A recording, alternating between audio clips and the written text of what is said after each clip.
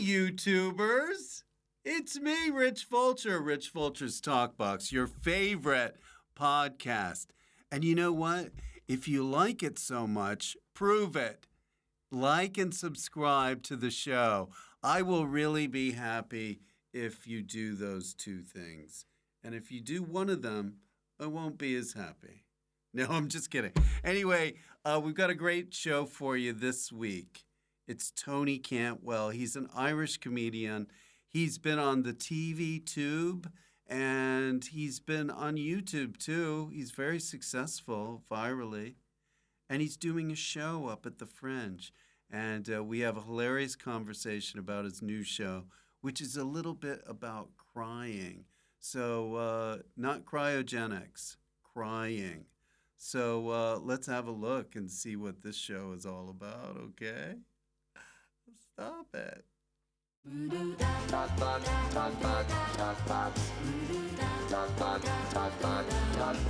Fulcher.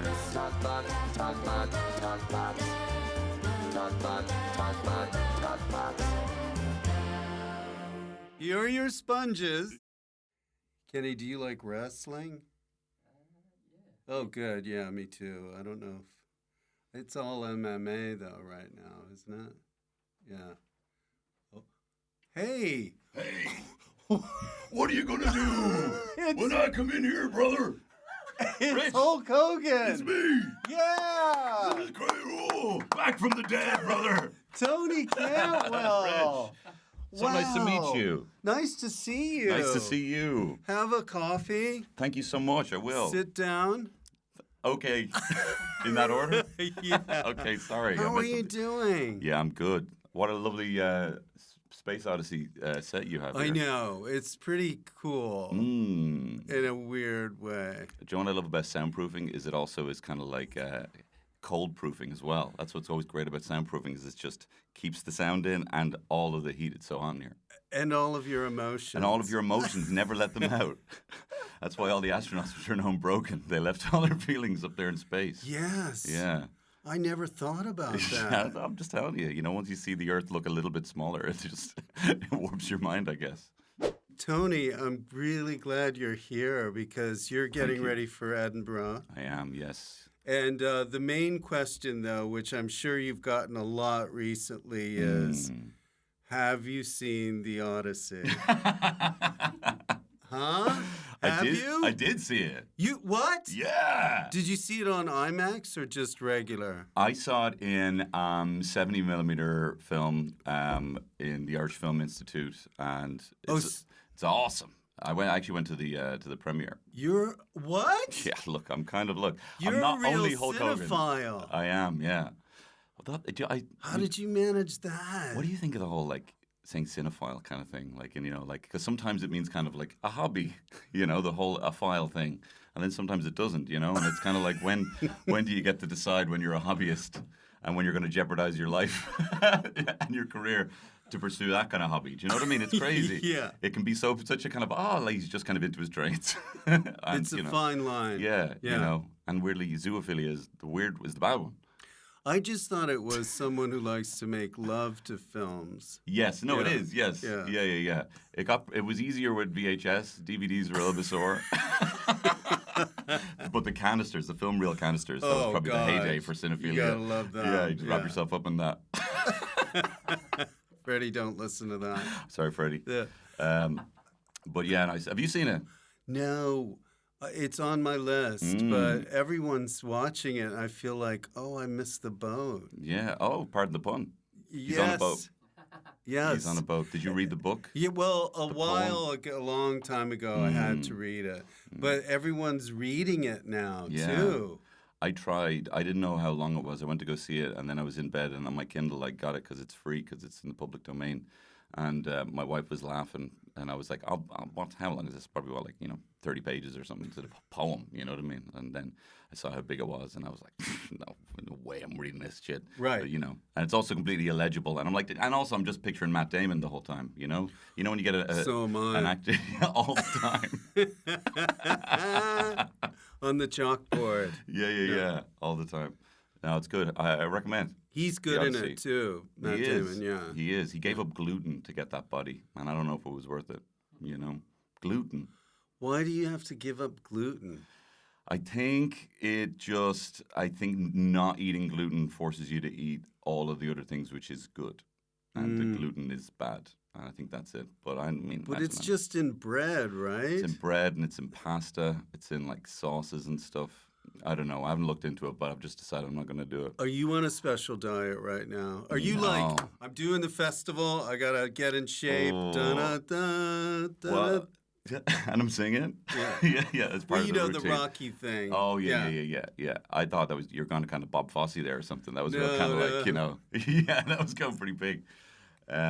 No, I did tell my wife, I was like, because I'm here in London and I'm away from the kids, and I have a tendency when I'm not being kind of chaperoned by her healthy lifestyle to kind of fall off the the wagon a little bit. So you rely on her to eat. Yeah. She's a mother to me as well. But I was like, I'm going to eat wraps, I'm going to eat salads and stuff. And then I had like a massive, Brick Lane bagel yesterday, a big bowl of pho. You can't help it. I can't help it. And then I had a chocolate croissant and for some reason a pistachio latte this morning. And I'm like, I didn't even need to have the pistachio cream in it. You know what I mean? There's no, I can't even just go to my wife said this to me before, you can't even order the second worst thing on the menu. Like you can't even just compromise to that. And she's right, so. I don't need to eat a sandwich, but with donuts instead of the bread. Instead of the bread. Or that KFC where, the chicken is the bread. The action is the juice. Plus, when you start to gig, too, consistently, I mean, afterwards, you're kind of revved up and you want to eat something. Yeah. Or in my case, it was just, sink just a rake of pints, Yeah. I mean, I would do a pint just from getting off the stage to the green room, and it would just be gone. So now what I do is I try and take a long walk back from the venue to kind of wear all that out, and then watch like an 80s kind of action movie just to kind of good. Just to kind of get the adrenaline out. You've learned a little bit. Would you drink before a gig ever, or was that a phase? I used to, but then I was like, I'm shit. I'm really shit, And it would always be the next day. It was always, if I drank before the gig, and then I would always end up drinking after the gig, because I'm like, okay, well, that's that. And then I would really have no lessons I've learned from the gig, because I'm like, I don't even know if I was good or bad, because I don't remember it too well. Right. So now I don't. I haven't since being good. Comedians now are so much more professional. Well, yeah, I don't know. It's good, though. Yeah, no, it is. I mean, also just the approach to the festival. I mean, I would sometimes not be ready by the time it started and thought, by week 2, I'll get the reviewers in. And then, but sometimes they showed up too early, and then I'd be. So would you would have the reviewers in to tell you what you're doing wrong, so that you could course correct for the rest. So thank you, reviewers. Thank you, reviewers. A lesson learned. They saw the 2-star show. Now we know exactly how to make it 5-star. I'd always be great the 4th week. Because you're just so carefree. Because it's kind of like I hate you, and that's a good place for you to be with an audience. Yes. Being like, I hate you, because I will take It's like, have you ever gone to a party where there's like either extremely rich people or extremely attractive people, and you're like, I'm going to be a little weirdo here because I'm just lashing out. Do you ever find that? So I think that's kind of week 4 of the Fringe. It's like, I'm just lashing out because I don't like anyone here. That's every party I go to, because they all look attractive. Yeah. So you just get weird, start tickling people. Yeah. Or have a different accent. That's good. Something like that. Yeah. I have a tendency to pick up accents without realizing that I'm just doing people's accents, Yes. When I'm at a party, like a French party, which I go to a lot. But all of these works in progress and everything are great because you can get show ready and just boom, boom, boom, hit the ground running. Yeah, but there's two thoughts of it, like a good friend of mine, very good comedian, Shane Daniel Byrne, he's going with like a show that he thinks is almost there, but he's like, I'm going to figure it out and I'm going to try every night. And you kind of use that as the kind of litmus. And then there's other people who go to kind of cap off, a tour, being like, I'm going to be best foot forward. This is the show, So there's different ways of thinking. I like it when you're almost ready and there's just maybe a little element that you're just searching for, Yeah. just to make it seem like it's not all polished. Yes. Well, that's where I am now, where I'm kind of like going through the show, and I'm like, I'm gonna try and change out like as many nouns, and just think of something different I can do. Not do nouns. Not do nouns. So I'm kind of doing this new thing. Running, jumping, hiding. No nouns or adjectives. I don't know. I love it. It's pure verbs. Tour de force. Tour de force. And the next night I might just do adjectives. Happily, merrily, beautifully, and that's when the reviewers will be in. Now, what number show is this for the Fringe? You've been up before, right? Yeah, this is actually only my second show, but I did it. I did it 7 years ago, and then I haven't been back. You had a bad experience. See, I'm of a weird cult where it's every 7 years there's kind of a blood moon, or at least that's what we believe. And luckily there's a blood moon this year, so that's why we're going to be going. No, but like I got my start doing stand up and doing open mics and not having a huge amount of success, but enjoying doing it. And then I got like videos online that kind of went viral. I love your videos. Thank you so much. They're appreciate so it. funny. Thank you. Appreciate it. But the thing with Let's the video, show them now. And then there'll be about 10 minutes. Okay, 10 minutes. Okay. And then we're back. That was Great. hilarious. Thank you so much. Yeah, I appreciate it. Hopefully you got footage of me. I was kind of like, when Shia LaBeouf watching his old movies again. Yes. And I'm kind of like watching my dumb sketches again. But when that happened, that meant that I was able to like get a crowd before I had like really like the legs to do like an hour. I know. I know whereof you speak. Yeah. Yes. And so that was kind of when I did the Fringe. I had done like preview shows, but they were in Dublin, and there were people who liked my sketches, and I'm like, oh my God, it seems like all I have to do is blink, and they seem to love it, And then I got a real kind of like, lesson the first week of the Fringe. I'm like, oh, people don't know you, and they have no buy-in. Yes, and they want to. Yes, and also when you get an audience that knows you for a certain thing, and then you want to do a sort of a pivot to jokes and stuff. Yeah. They want you to be a specific way. Yeah, 100%. And that's kind of what I hadn't figured that out. So the show was okay. I mean, people came in and they liked it, but it was like, I realized, do you know what? I think I need jokes, I think.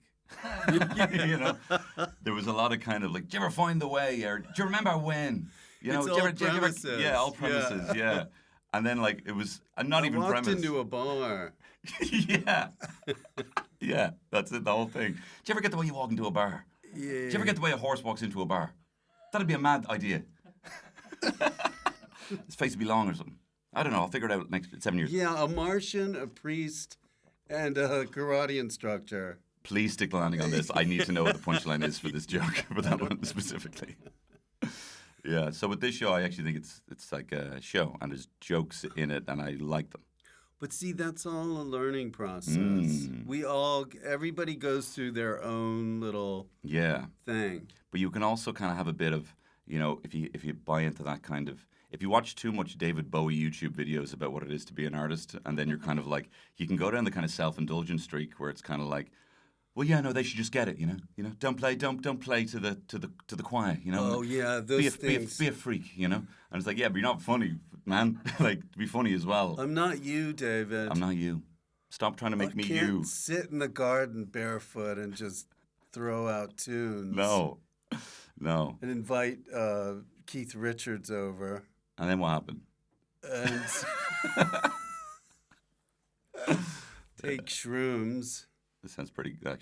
Well, yeah, that's pretty sweet. But so just even watching Instagram, or even like, I don't like to watch too many comedies sometimes. Yeah, me too. On TV because I keep thinking about how I would do it, or I'm not doing that, or yeah. So what's your kind of switch off? Kind of like I'm now no longer thinking of comedy because I'm watching this. Mudpack. No, I don't know why I said that. I think the main thing is, just do something totally different. I like to, I've started reading now more. Oh wow! And I'm into like other shows. I'll watch a drama or like a mystery more than a comedy. My wife is big on the mysteries, but it's always kind of like, all right, like if if you've met the character in the first episode and they turn out to be the killer, that annoys me so much. It's like because you could have told me that in the first episode. Yeah. I need closure. Just It's that list of characters though that you barely see that I always suspect. Yeah. Right. Or it's the maid that walked by. Yeah. Or it's when the spy goes to visit his friend who he hasn't seen in years, and the other spy is all like, Brian, good to see you. Let me tell you, this guy was the funniest guy when we were in spy school together. Yeah, and I'm like, oh, Darren. And you're like, it's definitely Darren. It's got to be Darren. Yeah. Chetawala Ejiofor always plays those kind of guys. He's always like, come in, my good friend. And it's like, I know he's going to be the baddie 100% because he's being nice, and I know how good he is at being bad, So, but yeah, I like to watch. How else do I check out? It's just sort of like I can't be exposed to it too much, or else you just get into this stalemate of not being able to function. No. I think you need like new pathways in your mind of things you haven't seen before, like going to, I don't know, some exhibition that you probably would hate, so you can just go and look at it and be like, I hate this, and it kind of turns on a part of your brain, and it's really the prism of how you're analyzing things is the comedy. So it's kind of like if you see the same things that you like, then that part the critical part isn't really activated, Yeah, friends help too. I mean, I don't hang out as much with friends as I should. That whole thing about men not having... There's a loneliness epidemic. Okay? Yes. Okay? That's why they're watching right now, right? We're here for you. But, and Conan O'Brien had a thing where it's like, I'm doing a podcast just to meet people. Yeah. But it's like when you're grounded with a friend, like that's one of the reasons why I got into comedy is you're hanging out with your 100%. Friends, you're joking around. I mean, your workplace is a pub. Yeah. It's like too good to be true. It just grounds you more. And it's like, I'm that same way before a gig. It's like, I'd rather be talking to somebody and just sort of riffing 100%. than just being by myself with a towel. Oh, no. Yeah. Just the towel? Yeah, I mean, here's your towel. Here's your towel. I only put the towel on it so I know that they haven't messed up the recording gear or whatever. It's like that whole thing. I specified a towel so that I knew they would read the rider. I didn't put towel in my rider. Here are your sponges and a rubber duck. What? Yeah, look, we took a swing. We thought you might want to, you can just wash here if you'd like. Yeah, you didn't put anything, so here. Yeah, a towel. But yeah, I like that too. I used to be a kind of like, I would like do like 10,000 steps of pacing back and forth before a gig, up until only about like maybe 6-7 years ago, I would do that. But now when I'm just chatting to people and it's like, okay, you're on at 5, that's where you're in the room a bit more, know, it's not so precious or something, Now, are you pro if you need to go, to the toilet? Mm-hmm. Do you hold it in? Some people think that's an energy that you could store. Wow, for the gig, yeah. Was it tantric piss? Yeah. It all comes out this way, yeah. Yeah. I mean, if I knew I had to go, like just within 5 minutes, I might go. But I'm actually really good at holding in my wee. Nice. So I would probably just hold it in, I suppose. Yeah, I suppose, you know what? Maybe I've never thought about it, but I probably You're going to think about it I think now. I do associate some level of energy with it, But people always told me, even when I was a kid, stop holding in your wee because it's going to, wear out your muscles and stuff. But I've been told that, like, every muscle needs flexing. And I find when I'm having pints with people now that I'm, like, the last one to get up. Kegels. Yeah. Since I have my kids, holding in my pee's been very important to me. Kenny, is that what you do for a gig? He does stand up. And you hold in your wee?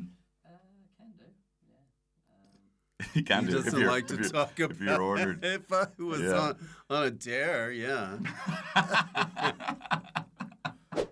Sorry to interrupt, but we're an independent podcast, so sometimes we need to rely on your support. And one of the ways to do that is through Patreon. That's right. You can receive exclusive episodes. You can see them early. You can get your names on the credits. Yeah, as you'll notice. And many other things that we haven't even thought of. So if you want to do that, please get on my profile, and we'll get right back to the episode now, okay? That's it. But how else do you think you've improved over the years? Because this is going to be like, I'm back. Yeah, it feels like it. Yeah, I think I used to do really, really bad crowd work. I'm still not great, but like Not everybody has to do great no, crowd work. they don't. That's the thing. We're led to It's like, believe that that's what comedy is now. yes. You know, and then for how few clips that you see of crowd work, like any comedian would be like, okay, if they're doing one every like month, then how many encounters are just on the Are awful. are awful and on the Yes. cutting room floor? You know, like it's insane.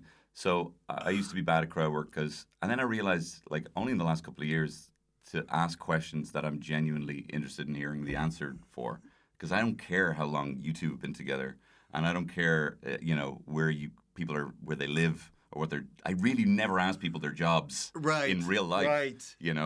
But I might ask someone, what was like the number one toy you wanted from Santa that you got, because that's genuinely I like talking about retro toys, and then Yes. it's just something that I might be interested in. Everybody loves retro Everyone toys. does, and they're back again.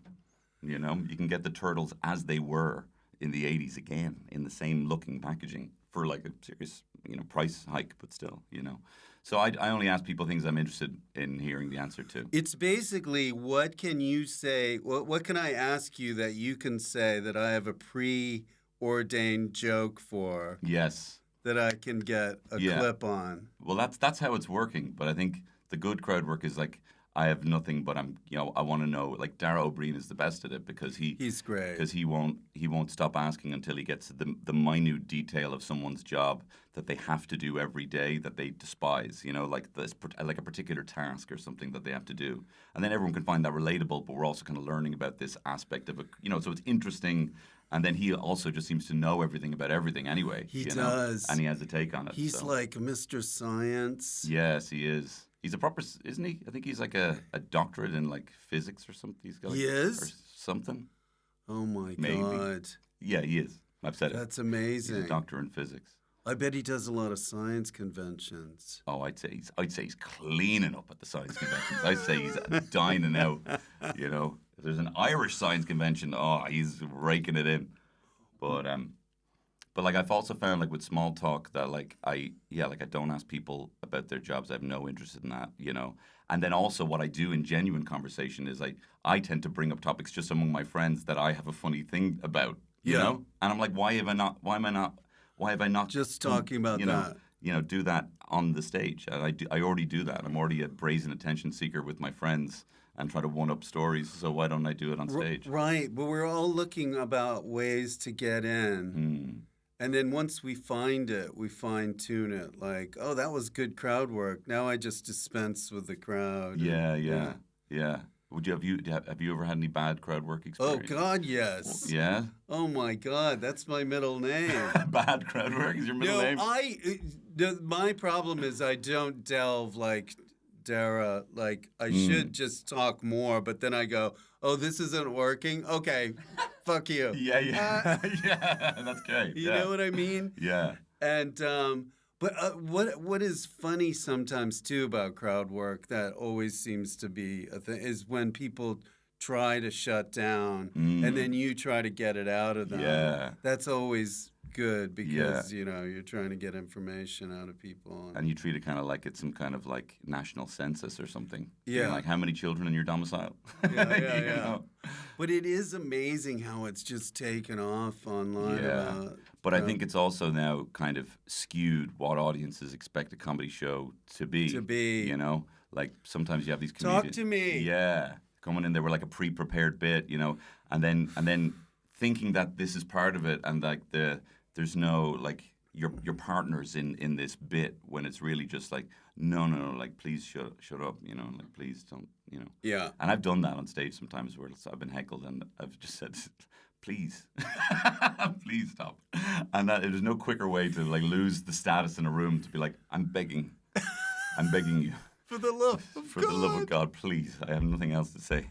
Here's something that's I've experienced that is sometimes even worse than a heckler is someone that's laughing too much at everything. Yeah. And it's like you have no discrimination over Yeah. any of these jokes. Yeah. And you're laughing like way too much. Yeah.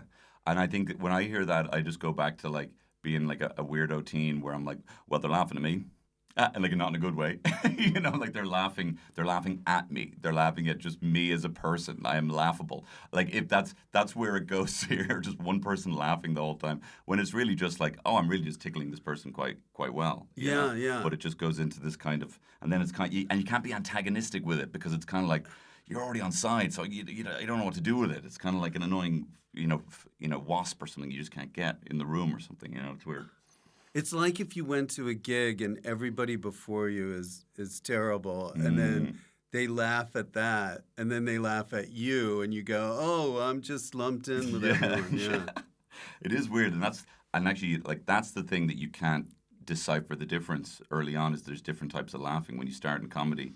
You know, like I think the worst thing I could ever get now wouldn't be a boo; it would be someone being like "woo," because that means that you went for something. And we support you, but it didn't land. You know, when the audience is all like, you say some joke and they're woo. Or it could be you're hot. Yeah, exactly. Woo! Woo! I'm like, that's But not. I'm telling jokes. Like, I'm not please, just a piece of meat. Don't objectify me. Listen to me. Close your eyes and just listen to me.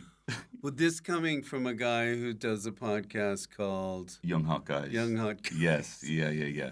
Which was a bit of a daft joke because I do it with Killian Sunderman and Shane Dangelburn, very funny comedians. And we became friends over COVID because I just had kids and I stopped putting out like my output for like online videos kind of just dropped a little bit. And they were putting out lots of videos and doing like huge, very successful. Wait, yours dropped over COVID? Well, no, I just stopped putting the videos out because I had like a small baby, you know. So I was like, I don't know, I'm just tired and I couldn't get in the right headspace. And I could see them just being really funny online. And so when that happened, like they both had earrings, and I felt like that was what the thing is to be really young and relevant and successful. So like I re-pierced my ear after 10 years. I mean, as in you just put a hole in my ear. Yourself? Well, yeah. I just kind of, the earring helped, but I kind of like just jagged it in there. And then I was just very honest on Instagram, and I was like, I've just pierced my ear again for the first time in 10 years because I didn't feel young and hot and relevant. I'm not a young hot guy like Killian and Shane are, you know. And then they kind of caught on to this. We were just kind of joking like we're just, you know. Now he's like, they welcomed me into the Young Hot Guys, and we're this kind of like Illuminati cabal of what is hot and relevant, you know, even though we're all in our, you know, coming to our 40s. And it's taken off. It's taken off. We have a great time with a podcast. Wow. Know? Yeah, no, it's been great. And it's one of those weird things where it's kind of like formed as a kind of, you know, like supergroups never really, we're hardly a supergroup, we're kind of middling comedians, but still, you know, but like independent comedians, but you know, supergroups never really last. You know what I mean? It's always they go off and then do their own thing. But we just enjoy doing it so much, you know, that it's just we become very, very good friends, you know, as a result. I saw Ringo once and his all-star band. Yeah. And they never stayed together. Wow. The all-stars, you would assume it's the cream of the crop. You know? It was like Joe Walsh or somebody. Okay, yeah. And would he be playing the drums? Was Ringo playing his own drums? Yeah. Oh, wow. He was. Yeah, he's got it. I love Ringo. Peace and love. Please stop sending me cards. I'm not opening any more posts. Peace and love. Remember he did that post? Please stop sending me mail. Peace and love. It was great. So getting to your show, is about crying. Yes. It's about I went to therapy for like the third time about like 2 years ago because I was having like, you know, reasonable like success and stuff. I'd done like the last one, Laughing Irish show, you know, we were all locked in a house and you can't laugh. Oh, I love that show. Yeah, it was great. And Graham Norton was the host, and he was super supportive, and he said that I was really funny. Who won? Jason Byrne, he's very funny. I know Jason. But he can't turn it off, as you know. Like he's the exact same. Like he's best suited for this job because it's kind of like, how do you go on stage and be the same person? Like he's literally like he's can't. He's on, and he can't not help but not make you laugh. So he won.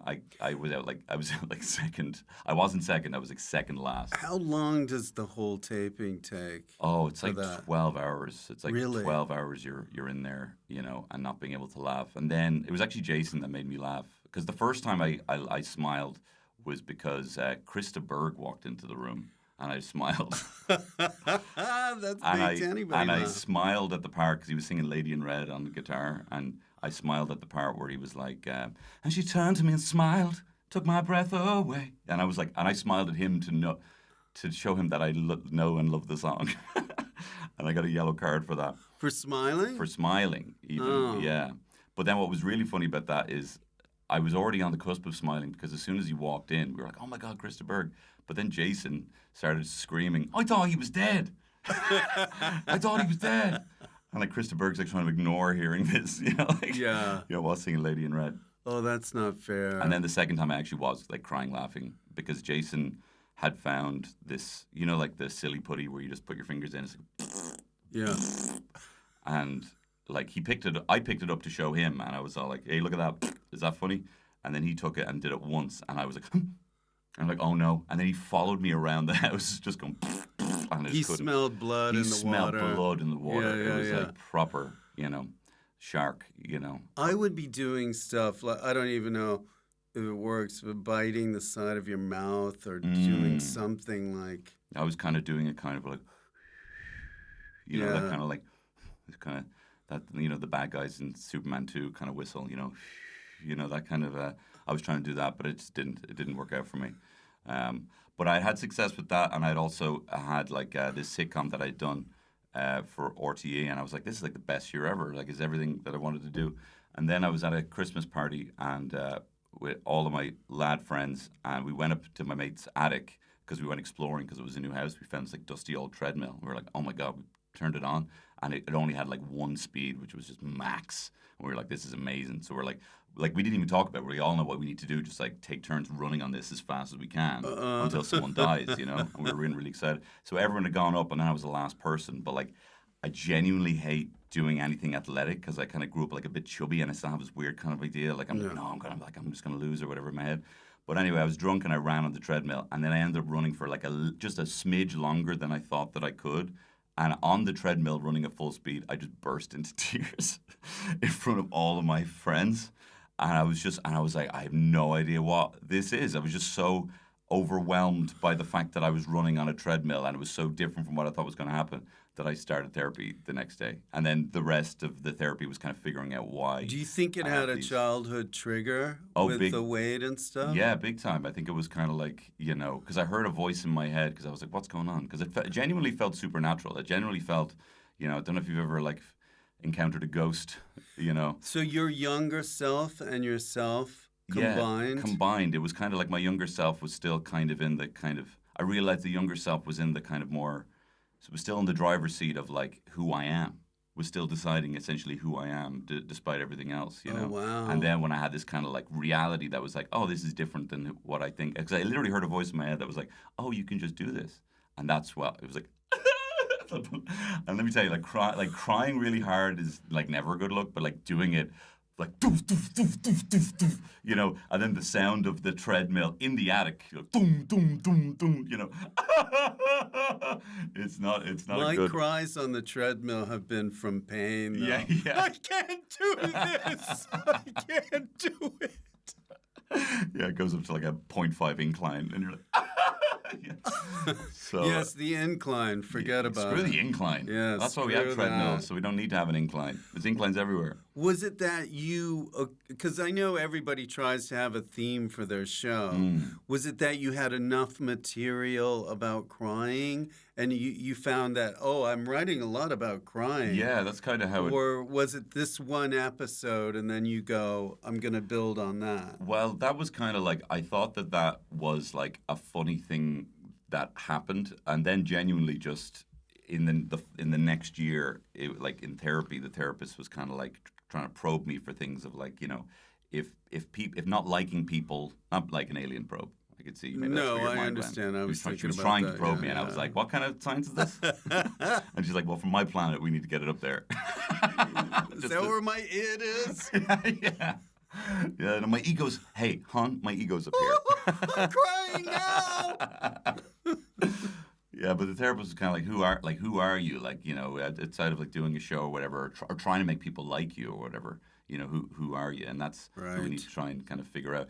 And I was telling her all these stories at times that I'd just been incredibly overwhelmed to see if there was like. So it kind of formed itself because I'd literally all these stories that are really weird times to cry. You know, Right. like there's one in the show where like I was in the changing rooms and a guy like pulled my towel off and saw my penis, right? And I was telling my mom about this, and she was like, "What?" You know, and I was like, "This guy pulled a towel off and these could see my penis." And I started crying, and then she was like, "That's awful," and I started crying more. And I'm like, "No, it's really good actually, because some of the guys actually said it looked big." And I burst into tears over this. Like this was another kind of like overwhelm. You know, like that's what Penis. someone was really this. I didn't think I had that going for me. You know, but this guy, you know, I know. And look, the show wasn't like, "Hey, I can run on a treadmill. I got a massive cock." Like that's not what the show is. Okay, it's not a bragging show. Your audience the first day is like, Yeah, I found that you can kind of compliment yourself for an hour as long as you say you cried. No, that's not what the show is. Penis? Get on the treadmill. Let's see it. We'll see it in action. So yeah, it was. So I actually the show kind of formed itself because I had this therapist that I kind of actually stuck with, and all these stories came up, and I'm like, they're funny. I have a question about this therapist, though. Were you thinking about the show as you were doing the therapy? Because you probably thought of the idea as you were going through therapy, right? Yeah, I think I also started doing, like, me and the guys in the podcast, we do like a monthly new material night, and it's different than doing just a spot in a new material because we get a full, like, 20, 30 minutes. And because it's fans of our podcast, it's a very safe environment to really try these kind of things. So I started telling these stories that were coming up in therapy, and I hadn't really done kind of storytelling, before live. And I'm like, all right, there's a bit of traction to this because I'm also like finding out it's not just telling the stories, but like there's jokes and things that kind of fit within that, things I tried to write about before. Did you try to get the therapist to laugh at all during this? So like, yeah, like that's a bad habit of mine because actually my first therapist, and I actually binned things with him because he always had this face where he looked like he was about to start laughing. Yeah, his neutral kind of like listening face was kind of like like he was on the cusp. So that was a good thing. Well, it was bad because I would end up trying to be like a bit of a showman, right. and try and make him laugh. So that wasn't. Well, you heard that was that a Larry David episode? No, what? Where he's waiting for a therapist and somebody's laughing. It's like, oh God, I got to bring my A game. No, I haven't seen that. Yeah. No, but that's kind of because it's weird for comedians going into therapy because it's kind of like normally when people listen this long, there's pathways that your conversation naturally falls into, and being kind of like sincere, or saying something that's not interesting is like the death knell of a comedian. Why would you ever even open your mouth if it's not at least interesting? Yeah. Or you exaggerate and things like that. So it's tough in therapy. So, but with this therapist, I didn't try and make her laugh. She was very kind of like she would just kind of have this good. She had the good neutral kind of listening face. Oh, good. Good. But did you also feel, having written the show, do you feel like there are portions of it where you say, is it okay if I use this? Or is that a gray area? No, I didn't check. I didn't check with her. Get a new therapist. Yeah. No, I might have to. But that was the thing as well. Like because I had a lot of therapists, but I kind of like I kept finding that as I was telling them more stuff, I was kind of just like getting the ick off them, because they knew all this stuff about me. Yeah. Like I don't know if you ever had that when you're like a teenager and maybe you're just full of emotions and you end up like sitting on the stairs at someone you kind of don't know at a house party and you just offload loads of these things on them. And then the next time you see them at the next house party, they kind of think that you're best friends now because you've had this real moment or whatever. But in reality, you're kind of like, I've said a bit too much. I told them way too much. I don't need Freddie, did you do that? Yeah, he did. Yeah. Look, it happens, But look, you shouldn't go someone after trauma dumping, guys, okay? Trauma dump and then become a friend. Don't just... Or it's like that... Almost Famous, where they're about to die on the plane. And then they start divulging all this stuff. It's like, whoa! And I hit a guy in a car? I'm gay! Yeah. So, that's kind of what it's like. Wow. So, and so you've done the show quite a bit. Yeah, I had it on. I had it on tour in Ireland, and so yeah, this is the kind of I'm doing it the That's other way. great. Yeah, it's handy. It's a handy one to go in there to know what you're You're going on to say. top of it all now. Yeah, yeah. But then what happens is sometimes, like, especially because I got like ADD, that like I'm not able to fake if I'm bored by something, especially if it's me. So this, I still really enjoyed doing this show, but that's what I'm talking about. I have to kind of change out kind of like, examples or little throwaway jokes. I want to kind of change those to just to, Of keep course. it, a little bit fresher. Yeah. Sorry to interrupt everybody, but I just wanted to tell you about something I know and love. Merch! Merch, merch, merch! We've got loads of merch here on Rich Fulcher's TalkBox. We've got mugs, we've got coasters, we've got hoodies, and we've got T-shirts. This is my son Freddie donning one of the aqua T-shirts we've got. Well, how do you like wearing these, Freddie? They're fantastic. See? Great line. Show the back of it, Freddie. Yeah, awesome. Now get off. All right, thank you. Merch. Now back to the show.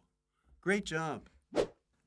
So what about after the fest? What's going to happen with the show, or what are the next steps for Tony? Okay, so very exciting plans for September after the show. After the show, I intend on kind of wallowing a little bit, feeling obsolete with no pressing project. Okay, this is a news release. Taking it out kind of on my family, just being kind of a distant father and partner, and telling everyone, I'm fine. But kind of deep down, just kind of feeling like, has it slipped past me now, and is it all worth it? Yeah. So really excited. Second September. guessing. Yeah, second guessing everything, being like, no, this isn't the thing. In the robe. Everything hanging out. Everything hanging out. Big penis. Big penis running on a treadmill. In my Odyssey, gown. But then after all of that, career-wise, do you have any sort of? Yeah, I'm doing a kids. I'm hosting a kids TV show. That I can't, but I'll actually tell you about the. Thank you so much. Thank you so much. Is this an announcement?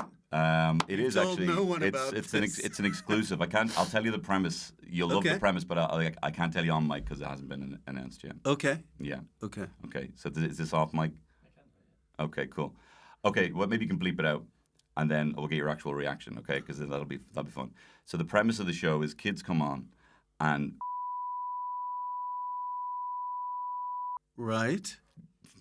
that's all you need to know. That's it? Yeah. That's a great idea. What a show. That's genuinely the idea. Yeah. And you came up with this? No. They thought there was only one man who could do that, and it was me. Well, Yeah. I would be flattered Thank you. to I be am. chosen for such a thing. I am. Yeah, it's going to be a lot of fun. And you want to continue with the TV stuff? I do like the TV stuff, but I think I want to make. We're hoping to make, me and the guys who we do the podcast with. We made this web series of like it's a fake morning show, like it's called Get Up to Fuck. Oh, that's great. So it's just because we just love those so much. I saw a clip of that. Yeah. So we want to do that, and we're hoping to get that on TV. You know, David Letterman did a morning show. That's Did he? how he started out. But what's amazing about the morning show premise is it's kind of like you give the same level of gravitas to like someone who, like an old woman who's complaining about the fact that, there's not good sanitation in her area, to like if Paul Mescal comes on. Like they're allowed to have the same seat. Yeah. And it's insane, or like a visiting politician. You get a wider array of different people, but the hosts have to keep it light and breezy and act as if this is the most in earnest important thing that's ever been broadcast on TV. So it's so funny. You think you're a Christmas tree. Yeah. That's incredible. And what do you do the other 11 months of the year? And it's like, it's so... Each fart is a ghost? That's fascinating. That's amazing. I just did 2. Let them free, I say. Like at the end of Ghostbusters. Oh, that's a great idea. So we're hoping to do that. And that what just writes about itself. serious acting? Would you ever want to do that? Yes. Just keep my options Because open. they say comedy's easier. once you to do acting is like, oh, piece of piss. Yeah, but I don't like when the people who are funny are kind of like, no, I'm serious now, and they don't do the funny thing anymore. I think they think that that's a step up, but Like it's actually Jason Byrne. like Jason He's Byrne. all about acting now. He's all about serious acting now. He's now like in some HBO show where he's a Kentucky lawyer. Listen, the woman, she didn't do it. So yeah, there's something about the comics that do that. They go, so you think you're better than us? Yeah. Yeah. And I think, like I feel like Ricky Gervais hasn't been funny in a long time. You know what I mean? It's just something happens. Something happens. I don't know what it is. Now, another segment I have, which you've probably seen, Please, not as confusing as the last one. it's called Fill in the Blank. Okay, great. So all you have to do is just fill in the blank. Okay, wait, slow down. There's no either or, and you don't have to just say blank. Yeah. Ah, okay. So you fill it in with a word. Okay. The worst place to run into an old schoolmate is blank.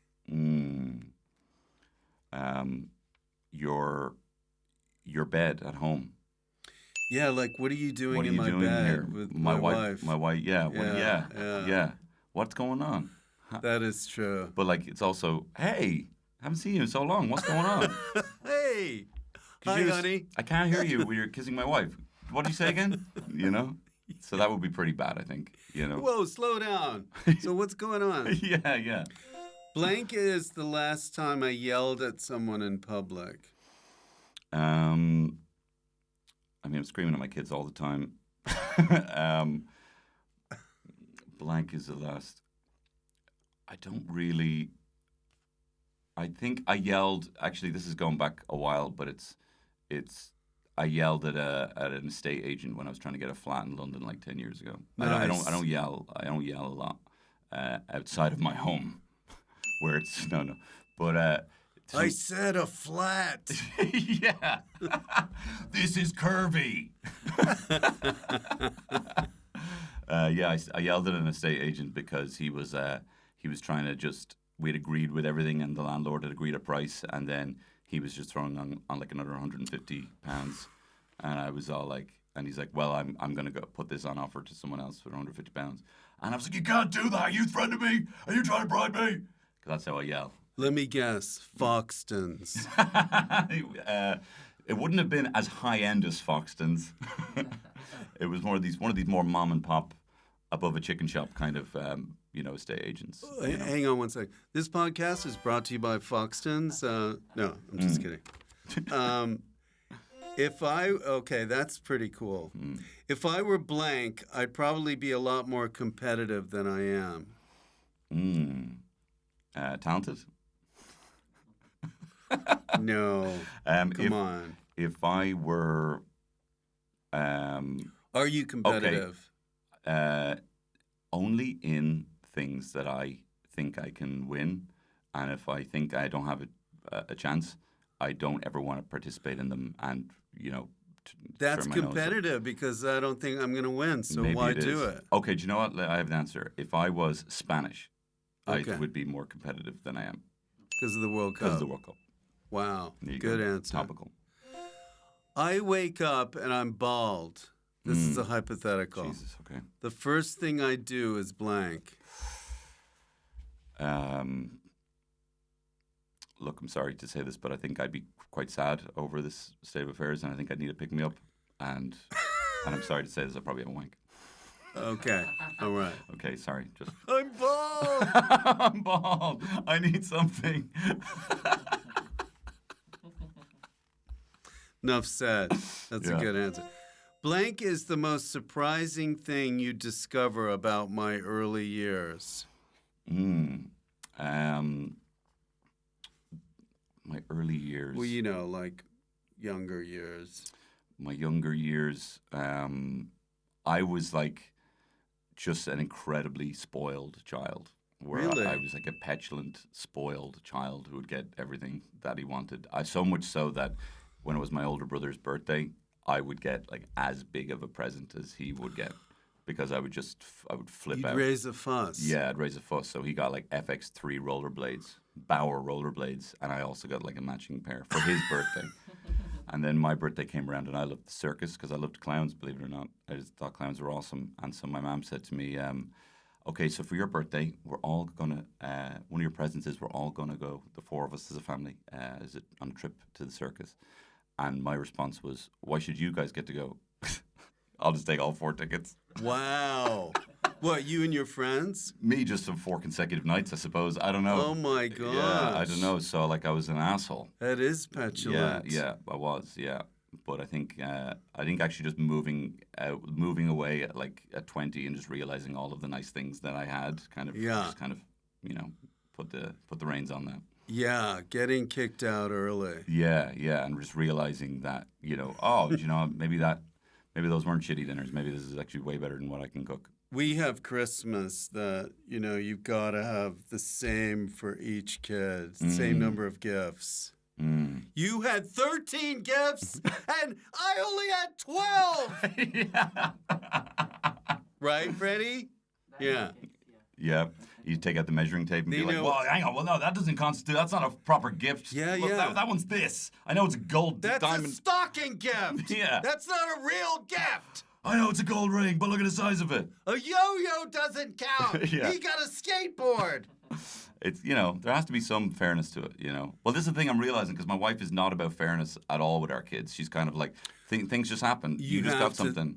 Be fair. Yeah, but my son, like, he refused to put his money, like, he had a couple of coins. He's only 6, and he had these coins. And he was just holding them in his hand. I'm like, you're going to lose them. You're just going to lose them. And he's like, no, I won't. And there was, like, you know, €6 in his hand. And then he lost them. And then... surprise. And then surprise. So then he asked, could he have the money? And I was literally about to just give him another €6. And my wife was like, no, he has to learn. And I was telling my mom about this because this is exactly what she would have done, you know? And I was like, yeah. And I was like, I had to learn, I suppose. He lost the €6. I was about to give him €6. And then my mom, and this is how I was raised, my mom was like, I'd have given him 20. To make up for the loss. You know, the emotional loss constitutes another 14, apparently. What did you do? Obeyed my wife. Right. You know? Right. Because at the moment she's kind of in this weird relationship with a guy I went to school with, and we're all kind of on the rocks. So I don't want to, you know, jeopardize it any further. So I kind of am fairly obedient. You found him in your bed. I found him in the bed of all places. Would you weird. Believe? Yeah. Small talk was awful. So Tony, this is the point where you can plug whatever you're doing right now. Thank you so Any chance to get tickets to your show? Is it on your website? Yes, it is. It's on my link tree. But if you go to my Ooh, I've got a link tree. Okay, all right, guys. You got a link tree. Okay, it's in full bloom. No, if you just go to Instagram @TonyHorror, which is just kind of a, you know, like early online kind of just avatar names that you just gave yourself that you haven't changed. And then you're like, keep it. Can't believe I still have this, you know? So it's @TonyHorror on Instagram. And I'm going to be in Bristow Square, Underbelly, with my show You Cry Weird for the last 2 weeks of Edinburgh. I'd love to see you there. Plugged away. Go see it. It's going to sell out. Thank you. Tour de force, they're already saying. Tour de force. They are, yeah. And very forceful tour. Best of luck with the kids show and everything else. Thank you so much. And yeah, as you saw the reaction from the premise, it's going to be pretty wild. Yeah. Well, thanks for coming, Rich, thank Tony. you. Yeah. Tony Cantwell. Can you believe it? He can well. Yeah, that was a great show. And listen, I hope you continue to watch and listen to the podcast. But if you'd like to support us that extra bit further, please feel free to buy some merch on our merch store. We've got T-shirts, mugs, coasters, holograms. No, we don't have a hologram yet. But also buy us a coffee. That's something that you can do if you want to support us. And last but not least, we have Patreon, the mother of all supporters, where you can get free perks, listen to the episodes and watch them ahead of time, as well as other special videos which we send you via horse. So you're going to love it. So thank you, and ta.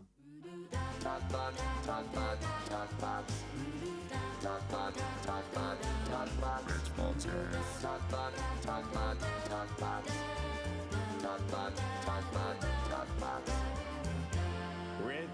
Fulcher's Talk Box.